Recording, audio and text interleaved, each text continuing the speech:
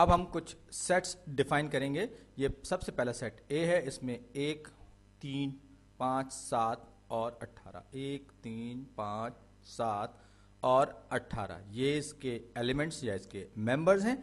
उसके बाद दूसरा सेट जो मैं डिफाइन कर रहा हूं, मेरा ख्याल मैं इसको दूसरे रंग में लिख दूं, तो सेट बी जो है, सेट बी में 1 है, 7 है और 18 है। फिर मैं एक और सेट, तीसरा सेट डिफाइन कर रहा हूं जिसके एलिमेंट्स या जिसके मेंबर्स हैं 18, 7, 1, 19, ये टोटल इसके मेंबर्स या एलिमेंट्स हैं। अब हम जरा सोचने की कोशिश करते हैं, सबसेट की बात करते हैं, तो क्या बी जो है वो ए का एक सबसेट है? तो सबसेट का मतलब क्या होता है? सबसेट का मतलब एक ऐसा सेट होता है कि जिसके सारे के सारे मेंबर्स किसी दूसरे सेट के भी मेंबर्स हों। तो इसको नोटेशन में अलामत की शक्ल में कुछ ऐसे लिखते हैं, B is a subset of, ये लेस देन और इक्वल टू के साइन से आप इसको थोड़ा सा समझने की कोशिश कर सकते हैं। तो बी जो है वो सबसेट है ए का। इस सारे के सारे जो इबारत है इसका मतलब ये है, बी सबसेट है ए का।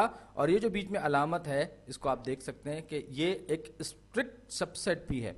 अब स्ट्रिक्ट सबसेट को या प्रॉपर सबसेट जिसको हम कहते हैं, उसमें के मतलब क्या है? उसका मतलब ये है कि बी के सारे मेंबर्स ए के मेंबर्स तो हों, लेकिन ए के सारे मेंबर्स बी के मेंबर्स ना हो, बल्कि ए उससे बड़ा सेट हो।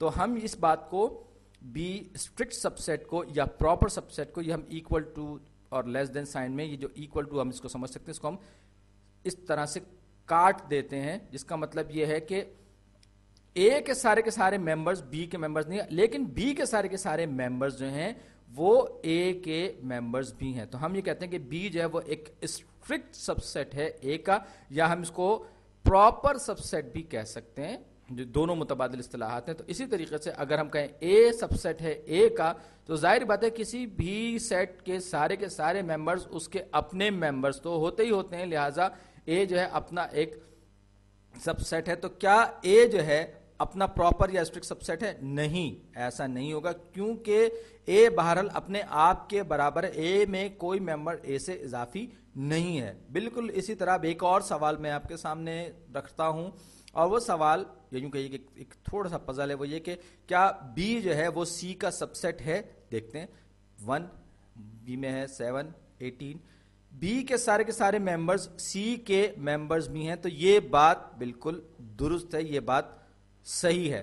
तो क्या इसी तरीके से क्या हम ये बात लिख सकते हैं कि सी जो है वो सबसेट है, सी सबसेट है ए का, सी सबसेट है ए का। अब ये सवाल मैं उठा रहा हूं, अब ये देखिए कि सी में 18 है, ए में भी 18 है, 7 वहां पर भी है, यहां पर भी 1 वहां पर है, लेकिन यहां पर 19 मौजूद है, लेकिन ए में 19 नहीं है। तो ये स्टेटमेंट फॉल्स हो जाएगी, गलत हो जाएगी, क्योंकि सी के सारे मेंबर्स ए के मेंबर्स नहीं। साथ ही साथ ये देखिए बी जो है वो स्ट्रिक्ट सबसेट है सी का। अगर आप गौर करेंगे तो बी के सारे मेंबर्स सी के मेंबर्स तो हैं, लेकिन सी के सारे मेंबर्स बी के मेंबर नहीं है, जैसे कि हमने बी और ए के मामले में देखा था। तो इसी तरीके से अगर मैं इस बात को उलट दूं तो मैं ये कहूंगा ए सुपर सेट है बी का। तो ये जो चीज है आप देखें, हमने ग्रेटर देन और इक्वल टू साइन से आप इसको समझने की कोशिश कर सकते हैं, अगरचे एग्जैक्टली वो बात नहीं है।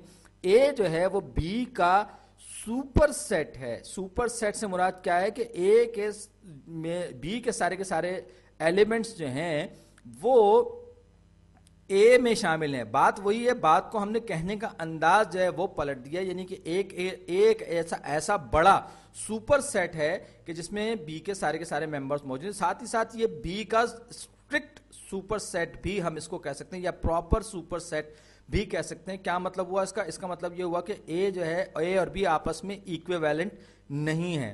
तो इस तरह से हमने देखा subset, super set, strict subset वगैरह को।